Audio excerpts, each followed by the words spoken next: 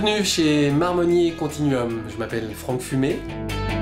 J'ai repris l'entreprise en 2004. Historiquement, Marmonnier, c'est la réduction du bruit dans l'univers des transports et de l'industrie. Et depuis peu de temps, eh bien, Marmonnier, c'est aussi Continuum, toujours dans la réduction du bruit, cette fois-ci dans tous les espaces de vie, c'est-à-dire tous les espaces notamment de travail, avec un objectif, réduire la pénibilité, apporter du mieux-être, de l'épanouissement et de l'efficacité individuelle et collective.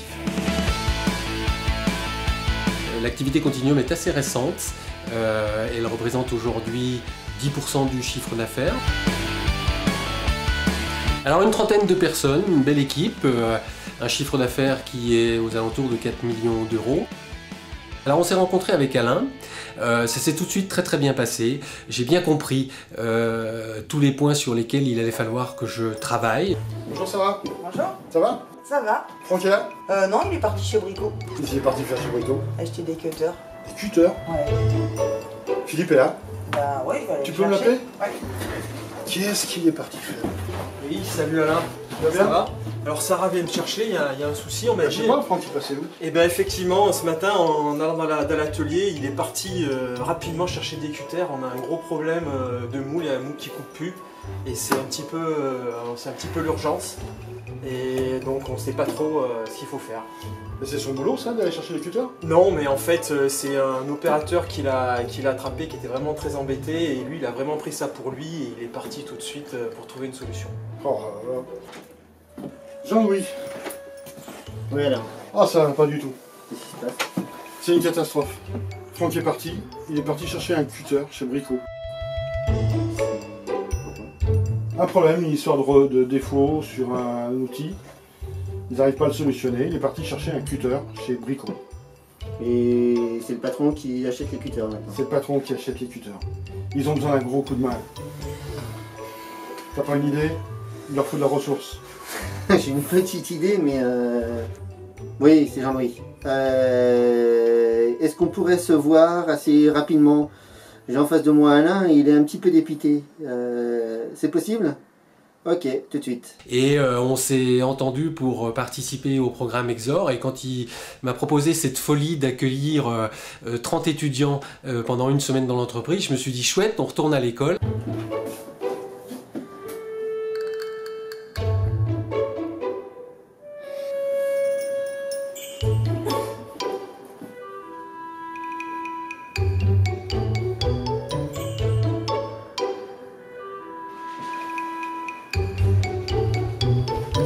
Franck, on a déjà travaillé ensemble, on a essayé de faire pas mal de choses, ça a été toujours très difficile, il y a beaucoup de boulot à faire sur différents sujets, donc il faut mettre un grand coup pour t'aider à manager et pour t'aider à redresser ton entreprise. Alors j'ai invité deux collègues, Zahir Messaouden et Jean-Louis Arrosio, qui sont le fondateur et le manager du Master de l'amélioration continue de l'ECAM. On va te proposer de débarrouler chez toi à 28. 28 élèves du Master vont venir te donner un coup de main pour redresser ton entreprise.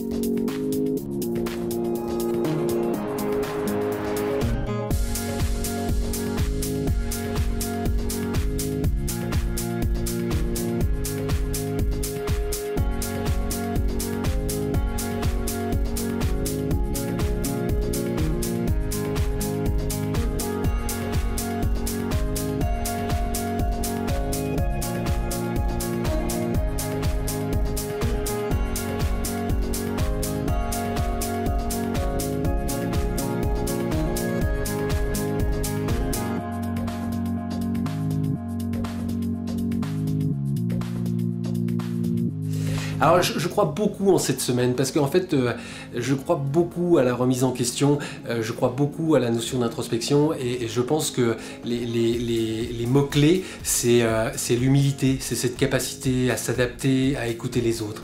Donc encore une fois, je suis dans un très bon état d'esprit, je suis très confiant et ce que j'attends de cette semaine c'est qu'elle produise le déclic dans toute l'entreprise de cette prise de conscience qu'on a beaucoup d'atouts pour réussir, il faut juste maintenant le faire.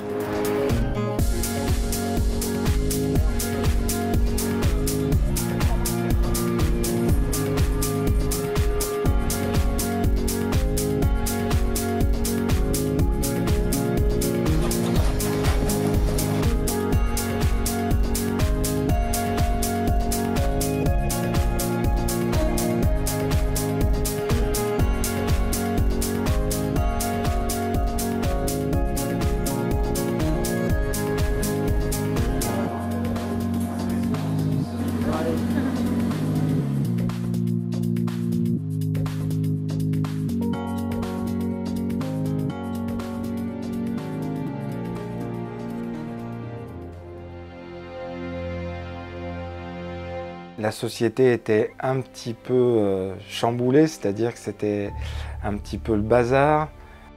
Suite à cette venue et la venue d'Alain et d'Estelle, on est en train de mettre en place voilà, du marquage, un atelier rangé, des méthodes de travail.